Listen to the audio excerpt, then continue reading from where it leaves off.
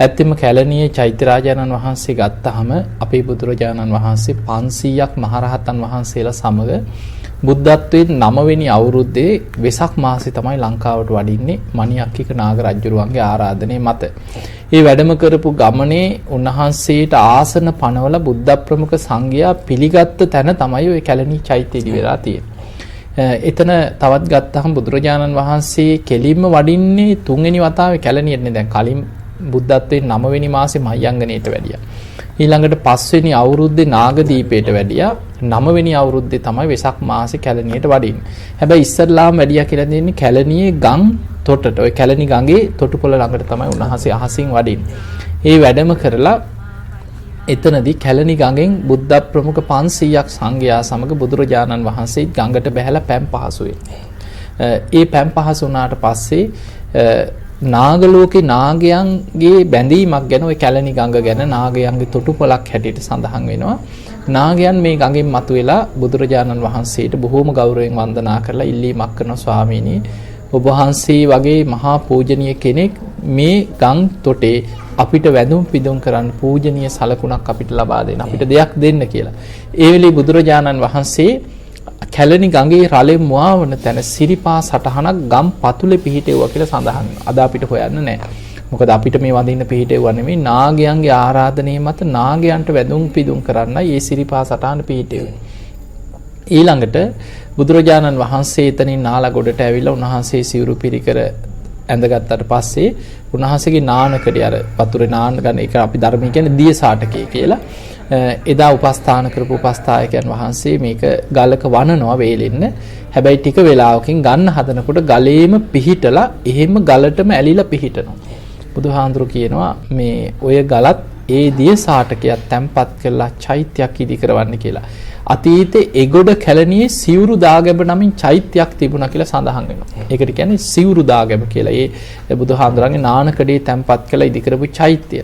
හැබැයි මේ චෛත්‍ය ගැන අද හරි තොරතුරක් නැහැ. එතන එගොඩ කැලණියේ තියෙන විහාර චෛත්‍ය කියනවා. එහෙම කතා තියෙනවා. නමුත් ඉතිහාසයේ සඳහන් වෙනවා ඔය කාලිංග මාග 24000ක් එක්ක හමුදාවක් එක්ක ඇවිල්ලා ඔය අපේ රට අධිරාජ්‍යවාදීන්ට යටත් වෙච්ච වෙලාවේ ඔහු කැලණි විහාරය විනාශ කරනවා. එතන ගිනිබත් කරලා වෙහෙර විහාර විනාශ කරනවා. ඒ විනාශ කරපු විහාරේ ගොඩනැගිලි අතරට සිවුරු දාගැබත් කාලිංග මාගතින් විනාශ වුණා කියලා සඳහන් වෙනවා. එතකොට එතනින් බුදුරජාණන් වහන්සේ ඒ ගම් තොටේ ඉඳන් තමයි 500ක් රහතන් වහන්සේලා සමග පෙරහැරෙන් මණිඅක්කික නාග රජුරු පෙරහැරින් වඩම්මගෙන එනවා. අද කැලණිය විහාරේ ඔය චෛත්‍යරාජානන් වහන්සේ පිහිටි තැනට තමයි වඩම්මගෙන එන්නේ. එතන තමයි බුද්ධ ප්‍රමුඛ සංඝයාට වැඩ ඉන ආසන පනවලා තියෙන්නේ. එතනදී බුදුරජාණන් වහන්සේට පිළිගන්වන්නේ ඒ මණිඅක්කික නාග රජුරුවන්ගේ මිනි පළඟ කියන මිනි පළඟ කියන්නේ මණික් අල්ලලා සකස් කරපු මණික් ඔබ්බපු වැඩ ඉන ආසනයක්. එතකොට ඒ වගේ මොකද රජවරුනේ මේ බුදුහාමුදුරන්ට හැදුවා නෙමෙයි. රජවරු රාජකීය ආසන දැන් අද ගත්තා සමහර ලාවට රජවරු තමන්ගේ ඔටුනු වලට තියෙන වටිනාම මණික ඔටුන්නේ පළඳනවා. එතකොට රාජ ආභරණ හැටි කරන්න දෙයක්වත් නැහැ නේ ඉස්සර හම්බුණාට පස්සේ. ඉතින් මේ ඔක්කොම බෙල්ලේ කරේ එක්ක ඉන්න පුටුවේ ඇඳේ ඔය තමයි මේ තියාගෙන ඇඳත් එක්ක රත්තරන් ඇඳක් රජවරුන්ට තියෙන්නේ. එක්කෝ මණික් ඔබ්බපු ඇඳ. එතකොට ඒ වගේ තමයි සම්පූර්ණයෙන් මේ ලැබෙන දේවල් ඒ විදිහට තමයි ඒ කාලේ රජවරු පරිහරණය කරේ. එතකොට දැන් මම දැක්ක පහුගිය දවස්වල මේ දැන් ඒ ওই රජ කාලේ නිකන් ඒ කාලේ කියලා හිතමුකනේ වර්තමානයේ මම දැක්ක මේ සෞදි රජ කෙනෙක් තවත් රටකට මේ ඊයේ පෙරේදා මම හිතන්නේ සෞදි රජුරෝ වෙනත් වැඩිපුර රටවල් ගානේ වැඩි යන්නේ නැති කෙනෙක් වගේ වෙනත් රටකට ගිය වෙලාවේ ප්ලේන් 3කින්ද 4කින්ද තමන්ගේ බඩු මුට්ටු ටිකත් වෙනම ගෙන්නලා තියෙනවා. ඒ ගෙන්නපු බඩු මුට්ටු ගැන ලිස්ට් එකක් දාලා තිබුණා ඉන්ටර්නෙට් එකේ තිබුණා මේ රත්තරන් මේස රත්තරන් පුටු එතකොට මේ රත්තරන් ටේබල් ඊට පස්සේ කෝප්ප පිඟන් ඒ ඔක්කොම රත්තරන් මැණික් ඔබපු ඒවා. එතකොට දැන් සෞදි රජුරු මොනතරම් මානසික රෝගියෙක්ද කියලා පේනවා. දැන් අපිට පේනවා දැන් මේ රටකට විදේශ සංචාරයකට තව රටකට යනකොට කොහොමත් රාජ කෙනෙක් රටේ ජනාධිපති හරි තව රටකට ගියාට පස්සේ රාජතාන්ත්‍රික මට්ටමේ ඒ රටේ ඉහළම සැලකිලි ලැබෙනවනේ. මේ පිඟානේ කෝප්පේ මේසෙ ගෙනියනවා කියන්නේ මොන ඔළුවෙන් නරක වෙච්ච චරිතයක්ද ඉතින්. ඉතින් ඒ වගේ තමයි මේ එක එක මානසික මේ දුර්වලතා තියෙන රජවරු ඒ කාලවල හිටියා මේ තමන්ගේ වස්තුවෙන් අර තියෙන සම්පත් වල ඒවට කරන්න දෙයක් නැහැ. මොකද රටේ භූමිපති කියන්නේ මුළු රටේම තියෙන සියලු සම්පත් වල අයිතිය තියෙන රටේ රජුරවන්න. අද වුණත් ඒක තමයි දැන් අපි ගත්තාම අපේ ඉඩමෙන් මණිකක් හම්බුණා කියන්නේ. හැබැයි ඒක අපිට අයිති නැහැ. ඒක අයිති රටේ රජුරවන්ට ලංකාවේ වුණත්. ඒක අයිති මණික් හා ස්වර්ණාභරණ අධිකාරියට.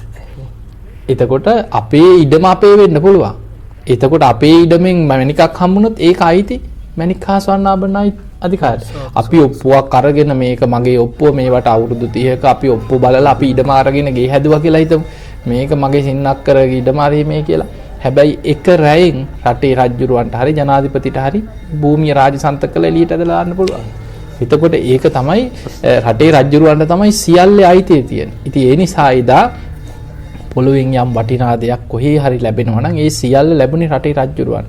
රජුරෝ රාන් රෙදි මුතුමැණික් ගබඩා කරගෙන හිටියා.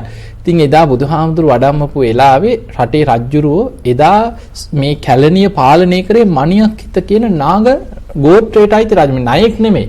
නාග කියපු ගමන් මිනිසුන්ට මතක් වෙන්නේ මේ මොකෙද්ද මේ නිකන් නායක දර ඇනකොණ්ඩා වගේ කෙනෙක්ද නේ ඔය වගේ චරිතන්නේ නිකන් ලොකු නායකද මේ එහෙම හිතන්න පුළුවන්. මේ නාග ගෝත්‍රයක් ඒ අය මිනිස්සුය තමයි. හැබැයි නාග ගෝත්‍ර කියන්නේ අදහන්නේ නයින්ව. නාග ඔටුන තමයි පැලඳගෙන ඉන්නේ. නයින්ට තමයි පුද පූජා කරන්නේ. ඒ නාගයන්ව තමයි අදහගෙන පුද පූජා කරගෙන ඉන්නේ. එතකොට ඒ නිසා තමයි නාග කියලා ඒ අය හැදින්නේ. ඒ අය බොහෝ දුරට ජීවත් වුණේ මේ ගංගා, ඇලදොල, දිය පාරවල් ඇසුරු කරගෙන. ඒ අය විශ්වාස කරා මේ නාගයන්ගේ Tamanට ලොකු පිහිට ආශිර්වාදයක් ලැබෙනවා කියලා. ඒ වගේම පිහිටක් තිබුණා. මොකද මණියක් හිත නාග රජුරවන්ට මේ කැලණි ගඟ නාග තොටුපළක් හැටියට නාගයන් නාගලෝකේ නාගයන් පවන් නිතර යන්නේන තැනක් හැටියට ඒ භූමිය බොහොම ප්‍රසිද්ධියක් ඉතිහාසින් තිබුණා. එතකොට බුදුරජාණන් වහන්සේට ආරාධනා කරලා උන්වහන්සේට අර මිනි පළඟක් කියන්නේ මණික් ඔබ්බපු ආසනයක් තමයි වැඩ ඉන්න බුදුරජාණන් වහන්සේට පිළිගන්නන්නේ. මොකද රටේ රජුරෝ බුදු කෙනෙක් වැඩියට පස්සේ මොකද බුදුහාඳුරෝ මේ මණික් වලට ආසයි වාඩි වෙනවා නෙමෙයි. මේක තමයි Tamanට දෙන්න තියෙන උසස්ම දේ තමයි බුදුරජාණන් වහන්සේට පූජා කරන්නේ. උසස්ම ගෞරවය. බුදුරජාණන් වහන්සේට මිනි පළඟ පිළිගන්නවා. 500ක් මහරහතන් වහන්සේලාට රන් ආසන සකස් කළ පිළිගන්නවා. උන්වහන්සේලා වැඩ ඉඳලා බුදුරජාණන් වහන්සේත් හිතන වැඩ ඉඳලා දහම් දෙසලා බණ කියලා දානෙත් වළඳලා අවසන් වෙලා බුදුරජාණන් වහන්සේ කියන මේ මිනි පළඟ තැම්පත් කළා. දැන් බුදුහාමුදුරු වැඩ හිටියට පස්සේ ඒක පූජනීය බුදුහාමුදුරු පරිහරණය කරපු දෙයක්. ඒක තැම්පත් කළා එතන චෛත්‍යයක් ඉදි කරන්න දෙව් මිනිස් ලෝකයාට වන්දනා කරලා පින් කරගන්න පුළුවන්. බුදුරජාණන් වහන්සේ වැඩ සිටීමෙන් පරිහරණය කිරීමෙන් දහම් දෙසීමෙන් දානෙ වළඳලා පූජනීයත්වයට පත්වෙච්ච භූමිය.